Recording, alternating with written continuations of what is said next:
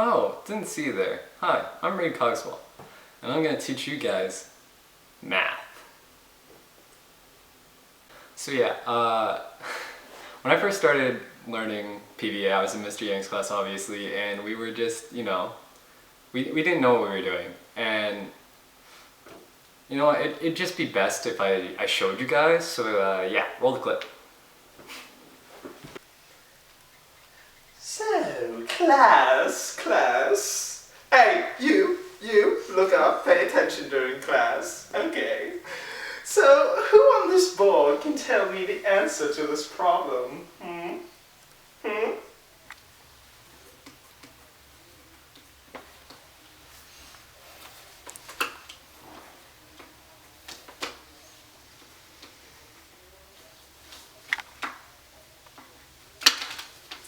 Mr. Yang, this problem is impossible to solve. Silly Reed. This problem is totally possible. Can anybody in the class please stand up and answer this marvelous question?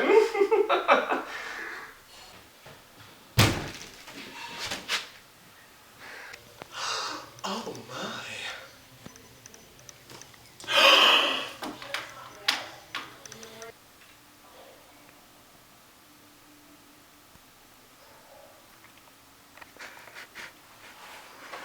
I can.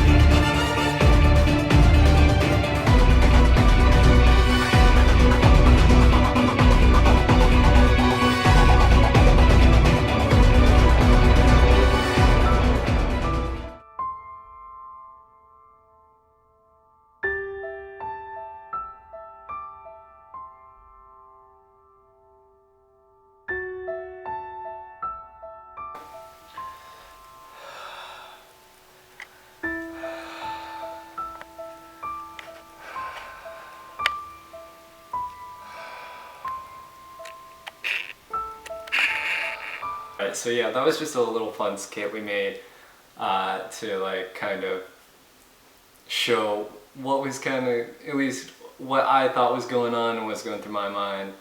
And yeah, so we're actually going to be using the equation that was on the board during the skit. And so yeah, I'll flash that on the screen now.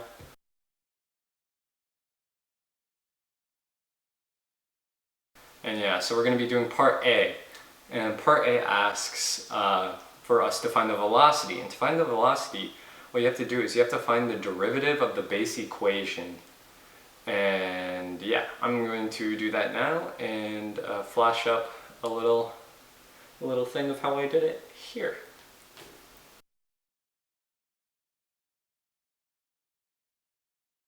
Alright, so next what we're going to be doing is we're going to be doing part B, where we're going to be finding the actual velocity at certain times throughout the equation.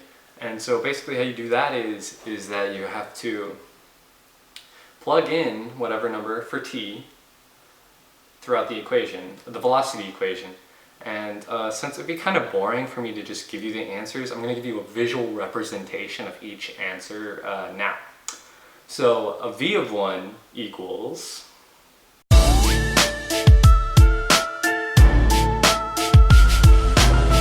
that's what we become. That's what we become. v of 2 equals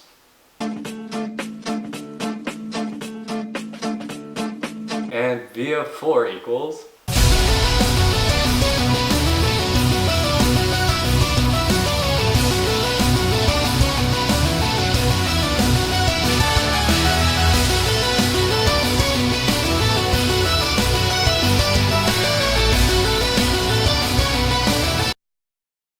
breakout, run.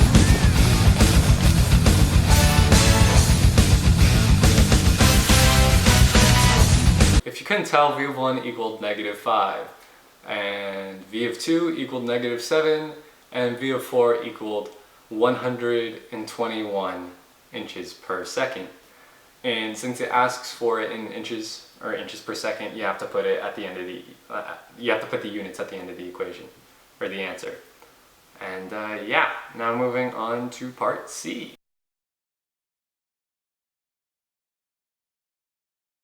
Right, so part C is asking for when the particle is at rest. So basically, to show you guys what that means, I'm going to roll the clip.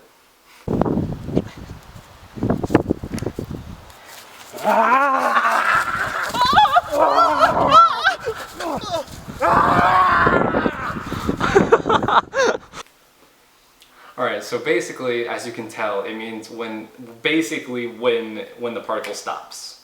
Alright, so when it hits 0. And to find that, you basically set the velocity equation to 0, and if you do the math right, you should get this. I'm gonna flash it on the screen.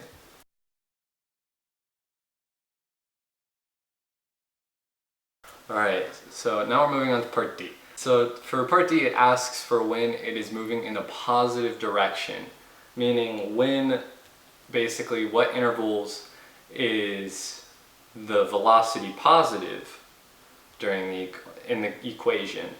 And so to find that, first you have to find the critical points, which you do by setting the equation to 0, and then you plug in different numbers from in between the intervals into the velocity equation and see if it comes out with a positive or a negative. And what we're looking for here is positives because they're moving in the positive direction. And yeah, I'll show you the answers now.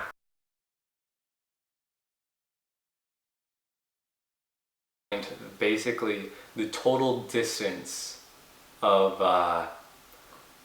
that the particle travels. Part E asks to find the total distance the particle travels, not the displacement. The displacement is a different thing. The displacement is basically how far the particle is at its end point from the start point, and that's the displacement. But we're trying to find the total distance, which is basically the total distance traveled.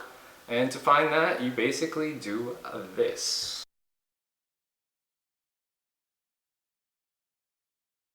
Alright, so for the next part, part F, it's asking what the acceleration is at 4 seconds.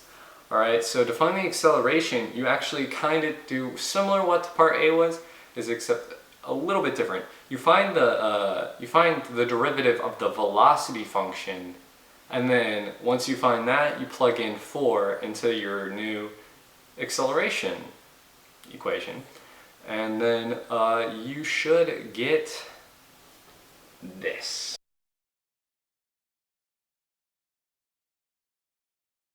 Alright, so for the wonderful part G, you gotta find when the acceleration is equal to 0. Earlier we found when the velocity was equal to 0, now we have to find when the acceleration is equal to 0, because the acceleration basically dictates how fast the velocity is, like if it's going at a positive rate or a negative rate, slowing down, speeding up, basically.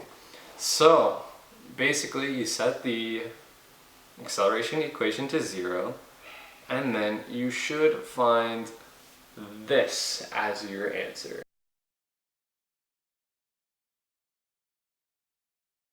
So that will conclude my math project, I guess. Big shout out to my sister for letting me use the camera. Shout out to James, Catavius, and Austin, who all participated in the video. And shout out to Mr. Yang for teaching me PVA. And yeah, that's it.